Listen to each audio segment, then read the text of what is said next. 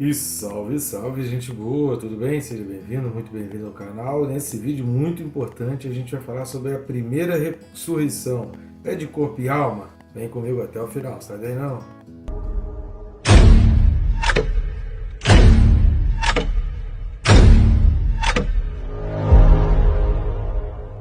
E não se esqueça de se inscrever, né? Bem rápido e fácil, só você clicar no botão aí de se inscrever e pronto, tá inscrito. Não esqueça de clicar no sininho, querido. Clicando no sininho, você é notificado a cada vídeo novo. Isso te disciplina, isso te motiva a estar estudando a palavra diariamente. Todos os dias às 6 da manhã temos uns vídeos aqui, só não teremos aí no Natal e no Ano Novo, né? Dia 25 e dia 1º nós não teremos os vídeos aqui.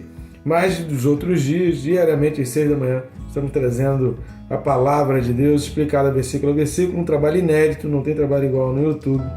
E o nosso objetivo é estar abençoando vidas, né? A palavra de Deus já traz bênção por si só. Então nos ajuda aí, querido, curtindo, comentando e compartilhando esse vídeo. Eu conto contigo para a gente poder levar a palavra cada vez mais longe. Nunca foi tão fácil cumprir o ID de Jesus. Vamos junto nessa? O texto desse vídeo é Apocalipse capítulo 20 e os versículos são os 5 e 6. Apocalipse 20, versículos 5 e 6 diz assim: Os restantes dos mortos não reviveram até que se completassem os 1000 anos. Esta é a primeira ressurreição. Bem-aventurado e santo é aquele que tem parte na primeira ressurreição. Sobre esses, a segunda morte não tem autoridade. Pelo contrário, serão sacerdotes de Deus e de Cristo e reinarão com ele os 1000 anos. Glória a Deus, né, querido? Que maravilha! Bênção pura, saber da primeira ressurreição. Então esse é um vídeo que traz muita informação importante, informação que ajuda muito a discernir os fatos. Sempre lembrando que a nossa visão aqui do Apocalipse, principalmente do milênio, é uma visão pré-milenista, dispensacionalista, é uma visão onde nós acreditamos no arrebatamento, conforme Paulo relata aos Coríntios. Paulo vai falar sobre isso, 1 Coríntios, capítulo 15, vai falar também Tessalonicenses, capítulo 4, 1 Coríntios, capítulo 6, também Paulo vai falar um pouco. A gente entende aí, de acordo com aquilo que a gente já vem falando no Apocalipse, capítulo 7 de Apocalipse trata o arrebatamento, e depois a gente vai vendo as mostras da palavra de Deus tudo indicando que realmente o arrebatamento aconteceu. Mas vamos lá ao texto, vamos destacar rapidamente 4 pontos aqui, mas que são muito importantes no entendimento do milênio, no entendimento de todo esse acontecimento do livro do Apocalipse. A primeira questão é essa expressão, os restantes. Os restantes de quem?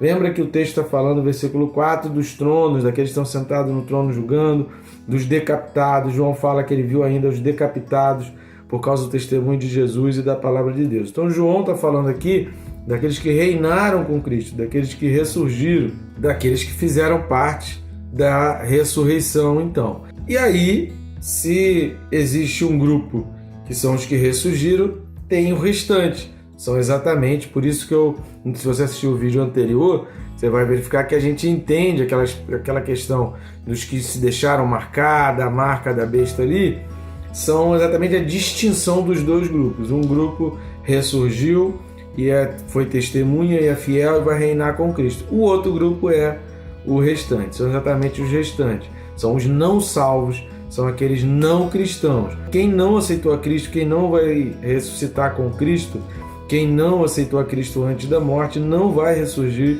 e não vai aparecer. Repare que aqui já não está falando mais do arrebatamento. Aqui não está falando mais dos que estão vivos, mas o texto faz menção à alma, faz menção sempre àqueles que já morreram, relacionada aos cristãos. Então, se houvesse cristãos ainda vivos, certamente o texto falaria algo e teria alguma menção. João teria visto que cristãos estavam vivos. Ele está falando que todos ressurgiram e que todos que ressurgiram estavam mortos.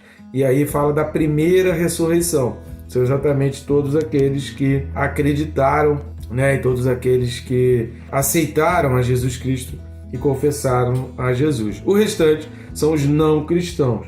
Então os restantes dos mortos não reviveram até que se completassem os 1000 anos. É o segundo ponto nosso, exatamente esse, até que. A gente precisa ver o versículo 11. O versículo 11 vai dizer: vi um grande trono branco e aquele que nele se assenta, de cuja presença fugiram da terra e o céu. Fugiram a terra e o céu, e não se achou lugar para eles. Então, a partir do versículo 11, começa então o julgamento do trono branco. Esse julgamento do trono branco não é para os cristãos. Paulo vai falar que quem está em Cristo, nenhuma condenação há.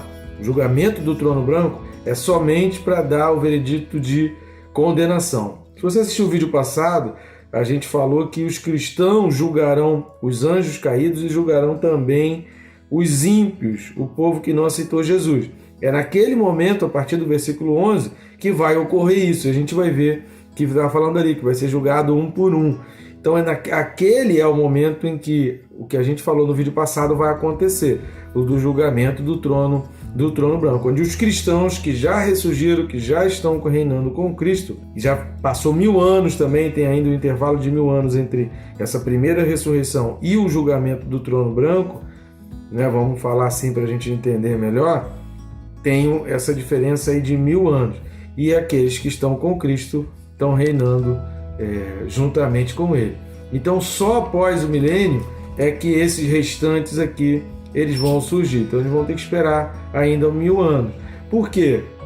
A gente vai falar aí nos 2 próximos vídeos, né? 2 ou 3 próximos vídeos, a gente deve falar ainda a respeito de quando o Satanás é solto, ele consegue seduzir e consegue compor um grande exército. Então, ele consegue fazer isso porque havia ainda pessoas na terra. Então, durante esses 1000 anos, o reinado de Cristo vai acontecer, o povo de Cristo vai reinar. Por isso, alguns teólogos entendem que esse reinado vai ser espiritual, vai ser na glória. A gente vai ler aqui o texto de Coríntios e também de Tessalonicenses, e a gente vai perceber que pode ser exatamente isso. Mas a ressurreição ela vai se dar de corpo e alma. Os cristãos vão ressurgir em corpo. Vamos dar uma lida lá? 1 Tessalonicenses, capítulo 4, versículo 13. 1 Tessalonicenses 4, a partir do versículo 13, vai falar assim: não queremos, porém, irmãos, que sejais ignorantes com respeito aos que dormem, para não vos entristecerdes como os demais, que não têm esperança. Pois se cremos que Jesus morreu e ressuscitou, assim também Deus, mediante Jesus, trará em sua companhia os que dormem, entenda, os que morreram. Ora, ainda vos declaramos, por palavra do Senhor, isto: nós, os vivos, os que ficarmos até a vinda do Senhor, de modo algum precederemos, ou seja, ressuscitaremos antes dos que dormem. Porquanto o Senhor mesmo, dada a sua palavra de ordem, ouvida a voz do arcanjo e ressoada a trombeta de Deus, descerá dos céus, e os mortos em Cristo ressuscitarão primeiro. Depois nós, os vivos, os que ficarmos, seremos arrebatados, juntamente com eles, entre nuvens, para o encontro do Senhor nos ares. E assim estaremos para sempre com o Senhor. Consolai-vos, pois, uns aos outros com estas palavras. Então aqui Paulo está falando do arrebatamento, que em Apocalipse a gente entende que o momento foi o capítulo 7, e o capítulo 20 está falando da ressurreição. O que Paulo está falando aqui é que de maneira nenhuma precederemos aos que dormem. Paulo está falando do arrebatamento e de que reinaremos com ele no céu. Então os mortos ressuscitarão, haverá ressurreição e reinaremos com ele, com Cristo, no céu. Dá para a gente entender lá de Apocalipse que aquele reinado, então, talvez seja essa parte que Paulo está falando aqui. Talvez Paulo tenha contemplado isso, esteja em concordância com João, que esse reinado é no céu, mas de corpo e alma. O corpo vai ser ressuscitado e vai estar, né? Obviamente quem for arrebatado já vai subir de corpo e alma, e quem não foi arrebatado, que já tenha sido morto, vai ressurgir de corpo e alma para reinar com Cristo. E vai haver um povo aqui na terra que não vai ter a influência de Satanás, porém, quando Satanás vier, vai ser seduzido. Isso a gente vai falar nos próximos vídeos. Importante a gente entender aqui essa primeira ressurreição de corpo e alma. Vamos dar uma lida também em 1 Coríntios, capítulo 15. 1 Coríntios 15. Eu recomendo a leitura a partir do versículo 33. tá? De 1 Coríntios 15, a partir do versículo 33. Mas eu vou ler apenas alguns versículos. O 35, por exemplo, diz o seguinte: mas alguém dirá, como ressuscitam os mortos? E em que corpo vêm? Insensato, o que semeais não nasce se primeiro não morrer. E quando semeias, não semeias o corpo que há de ser, mas o simples grão como trigo ou de qualquer outra semente. Mas Deus lhe dá o corpo como lhe aprouve dar, e a cada uma das sementes o seu corpo apropriado. Nem toda carne é a mesma, porém uma é a carne dos homens, outra dos animais, outra das aves, outra dos peixes. Também há corpos celestiais e corpos terrestres. E sem dúvida, uma é a glória dos celestiais e outra a dos terrestres. Uma é a glória do sol, outra a glória da lua e outra a das estrelas. Porque até entre estrela e estrela há diferenças de esplendor. Pois assim também é a ressurreição dos mortos. Então nós cremos na ressurreição dos mortos. Semeia-se o corpo na corrupção, ressuscita na incorrupção. Ressuscita o quê? Ressuscita o corpo, né? Na incorrupção. Semeia-se em desonra, ressuscita em glória. Semeia-se em fraqueza, ressuscita em poder. Semeia-se corpo natural, ressuscita corpo espiritual. Se há corpo natural, há também corpo espiritual, pois assim está escrito: o primeiro homem, Adão, foi feito alma vivente, o último Adão, porém, é espírito vivificante. Mas não é primeiro o espiritual, e sim o natural, depois o espiritual. E aí Paulo vai continuar falando, a partir dos 50, ele vai dizer o seguinte: isto afirma, irmãos, que a carne e o sangue não podem herdar o reino de Deus, nem a corrupção herdar a incorrupção. Eis que vos digo um mistério: nem todos dormiremos, mas transformados seremos todos. Transformados. Então, o nosso corpo vai ser transformado, mas num novo corpo. E esse novo corpo é a partir do antigo, porque primeiro vem um corpo natural e depois o corpo espiritual. Mas haverá um corpo, haverá uma ressurreição a partir. Houve uma semente lançada. Então aquele corpo era corruptível, aquele corpo, Paulo falou aí, né? A gente acabou de ler, aquele corpo era natural, aquele corpo era corruptível, aquele corpo, esse corpo aqui, né? É desonra, esse corpo tinha fraqueza, e a gente vai ressuscitar num novo corpo forte, em glória, todas essas coisas. E aí Paulo então vai começar a discorrer, aí eu recomendo a leitura até o versículo 58 de 1 Coríntios 15, que Paulo vai falar que um corpo corruptível se reveste de incorruptibilidade, o que é mortal de imortalidade. Então se cumprirá a palavra do Senhor, tragada foi a morte pela vitória.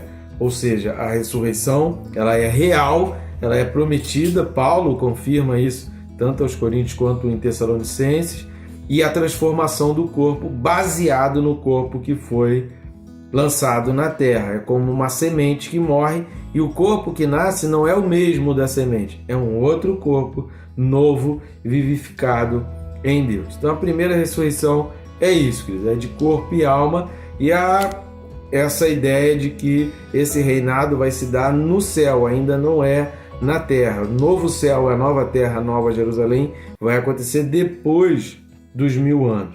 E a quarta coisa e última que a gente vai destacar nesse texto é sobre a segunda morte. A segunda morte está descrita no versículo 14 de Apocalipse 20. Diz o seguinte: então a morte e o inferno foram lançados para dentro do lago de fogo.